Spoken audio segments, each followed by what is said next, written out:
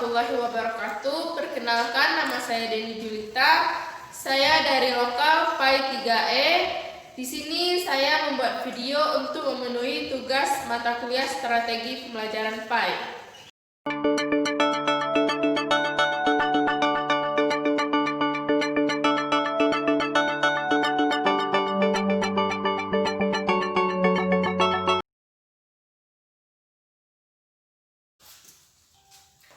Assalamualaikum anak-anak. Waalaikumsalam. Apa kabarnya hari ini? Baik, Bu. Silahkan duduk dengan rapi, dan sebelum belajar ada baiknya kita berdoa terlebih dahulu agar pelajaran hari ini dapat berjalan dengan lancar. Silahkan ketua kelasnya untuk memimpin doa. Sebelum belajar ada baiknya kita membaca doa terlebih dahulu. Bismillahirrahmanirrahim. Rabbi zidni ilman warzuqni fahman. Amin. Alhamdulillah. Sebelum belajar, Ibu akan absen terlebih dahulu. Siapa saja yang tidak hadir hari ini? Asy Arlami Setin. Ya, apa alasannya? Sakit, Bu. Ya, semoga sembuh ya. Amin.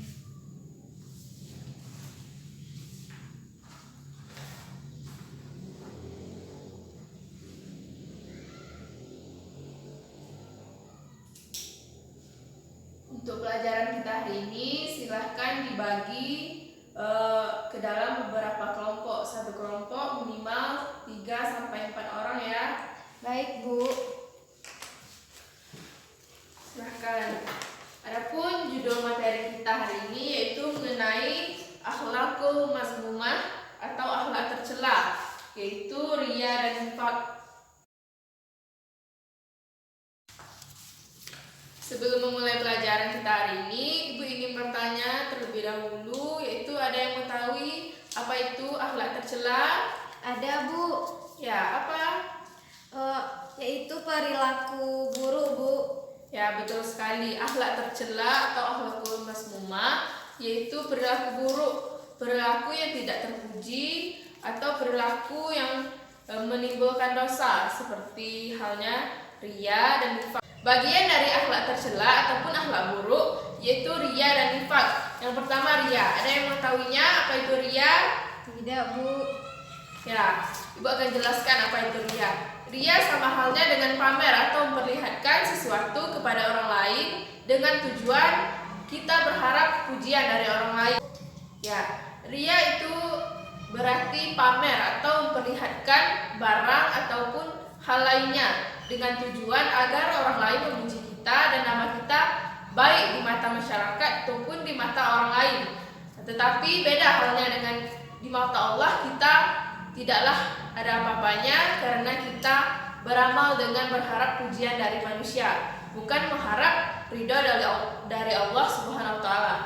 Riya muncul karena kurangnya iman kepada orang tersebut sehingga orang tersebut tidak berharapkan ridho dari Allah Subhanahu wa taala. Ia hanya mengharapkan di dunia saja, yaitu mengharapkan pujian dari manusia saja, tidak mengharapkan ridho dari Allah. Macam-macam riya ialah riya dalam niat dan riya dalam perbuatan. Riya dalam niat, misalnya kita berniat untuk umroh di tahun yang akan datang, tetapi di masa sekarang kita telah mengumbar-umbarnya kepada tetangga, oh saya mau umroh di tahun depan, misalnya seperti itu. Kita hanya mengharap agar kita dipuji oleh orang lain, yaitu perbuatan riya dalam niat. Yang kedua itu riya dalam perbuatan. Riya dalam perbuatan, contohnya misalnya kita bersedekah, tanpa adanya orang lain yang melihat kita tidak mau bersedekah.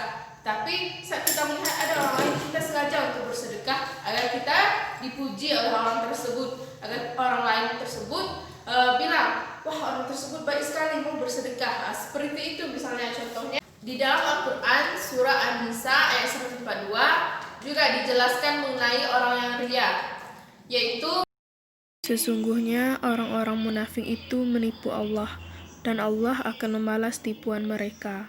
Dan apabila mereka berdiri untuk sholat, mereka berdiri dengan malas. Mereka bermaksud ria dengan sholat di hadapan manusia dan tidaklah mereka menyebut Allah kecuali sedikit sekali. Yang kedua yaitu nifak. Nifak sama halnya dengan bermuka dua atau munafik. Ia sedang bersembunyi dalam kebaikan karena ia sedang melakukan keburukan. Misalnya, ia melakukan sholat tetapi sesungguhnya tidak ada keikhlasan di dalam hatinya untuk melakukan sholat. Ia sedang menyembunyikan suatu keburukannya di mata orang lain agar orang lain tidak mengetahui dirinya itu buruk. Tapi sesungguhnya tidak ada keikhlasan dalam hatinya untuk melakukan kebaikan tersebut. Menurut istilah, nifak berarti tidak sesuai ucapan dengan perbuatan, yaitu seperti halnya tadi munafik atau bermuka dua. Ya, selanjutnya Ibu ingin tanya, apakah Ananda sekalian ada yang pernah menjumpai atau pernah melihat contoh dari nifak? Ada, Bu. Ya, apa itu? Ada teman saya yang hanya berpura-pura baik kepada saya hanya untuk meminjam uang. Namun di belakang saya dia menjelek-jelekkan saya kepada teman yang lain. Ya, betul sekali. Ia hanya berniat baik ketika ada keinginannya saja. Setelah itu ia kembali menjadi jahat karena ia hanya menutupi kejahatannya saja supaya orang tersebut mau meminjamkan ia uang. Nah, contoh dari nifak yaitu misalnya yang kita jumpai dalam kehidupan sehari-hari kita, misalnya seperti ibu-ibu yang suka bergosip. Di hadapan orang yang ini, lain yang ia katakan, dan di hadapan orang yang lain pula yang ia katakan. Misalnya berbeda apa yang ia ucapkan di samping kanan dan berbeda apa yang ia ucapkan di samping kiri. Ya, itulah sedikit penjelasan materi kita hari ini. Selanjutnya tugas kelompok, yaitu coba Anda perhatikan gambar di samping ini, yaitu gambar perbuatan ria dan nifak. Itulah tugas kelompok yang silahkan Ananda kerjakan bersama dengan teman-teman satu kelompok Ananda, dan Ibu beri waktu untuk mengerjakannya selama 15 menit. Nanti setelah selesai akan kita bahas bersama.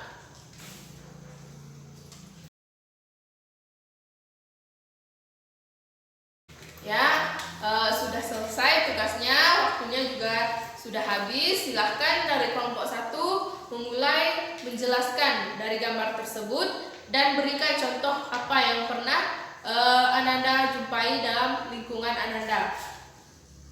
Kami dari kelompok 1 mendapatkan gambar yang berupa ria. Di sini gambar ini menceritakan tentang seseorang yang beribadah namun memamerkannya. Misalnya waktu sedang bersedekah dia asik berselfie. Ya, betul sekali. Itu sangat tidak dianjurkan, yaitu mendokumentasikan perbuatan ibadah kita. Misalnya dalam sholat kita memamerkan ke sosial media atau ke orang lain. Dan juga misalnya saat kita bersedekah, sholat, umroh misalnya atau ibadah yang lainnya, itu sangat tidak baik dipamerkan kepada orang lain. Cukup kita saja yang mengetahui dan kita ikhlas dalam beribadah kepada Allah Subhanahu wa taala. Cukup kita dan Allah yang tahu apa yang kita lakukan, kebaikan apa yang kita lakukan. Tidak perlu kita umbarkan kepada orang lain karena tidak ada gunanya kita beritahu kepada orang lain, hanya ingin mendapatkan pujian saja. Karena itu dapat mendatangkan dosa untuk kita, ya. Baik, Bu. Ya, selanjutnya silahkan dari kelompok 2 menjelaskan gambar yang dilihat tadi dan sebutkan contoh apa yang pernah dijumpai di lingkungan Ananda masing-masing. Di sini kami dari kelompok 2 mendapatkan gambar dari nifak, yaitu contohnya seseorang yang di depan kita berbicara baik, namun di belakang kita menjelek-jelekkan kita sendiri. Ya, betul sekali. Perbuatan nifak seperti bermuka dua yang Ananda jelaskan tadi, di depan kita ya pura-pura baik, membaik-baikkan kita, misalnya memuji-muji kita, tetapi di hadapan orang lain ia menjelek-jelekkan kita atau membuka aib kita misalnya. Seperti itu perbuatan nifak yang dilakukan. Selanjutnya, apakah ada yang ingin ditanyakan? Tidak, Bu. Akibat buruk dari perbuatan riya dan nifaq yaitu yang pertama, menghapus pahala atau amal baik sebagaimana yang dijelaskan dalam surah Al-Baqarah ayat 262. Yaitu orang yang menginfakkan hartanya di jalan Allah, kemudian tidak mengiringi apa yang ia infakkan itu dengan menyebut-nyebutnya dan menyakiti perasaan penerima. Mereka memperoleh pahala di sisi Tuhan mereka, tidak ada rasa takut pada mereka dan mereka tidak bersedih hati.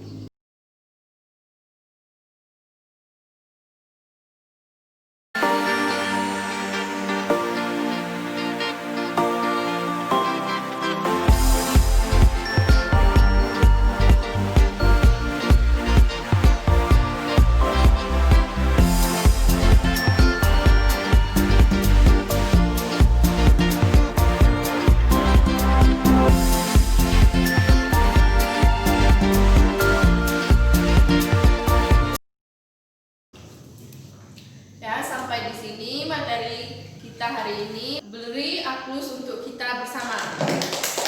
Marilah bersama-sama kita membaca Alhamdulillah. Alhamdulillahirabbil alamin. Nah, semoga pembelajaran hari ini dapat bermanfaat untuk kita bersama. Sampai jumpa lagi di pertemuan berikutnya. Wassalamualaikum warahmatullahi wabarakatuh. Waalaikumsalam. Bu, permisi dulu ya. Ya, Bu.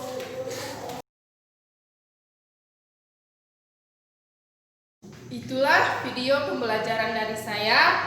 Mohon maaf jika terdapat kesalahan atau kekurangan dan semoga video ini dapat bermanfaat untuk kita bersama. Saya tutup dengan wabillahi taufiq wal hidayah. Wassalamualaikum warahmatullahi wabarakatuh.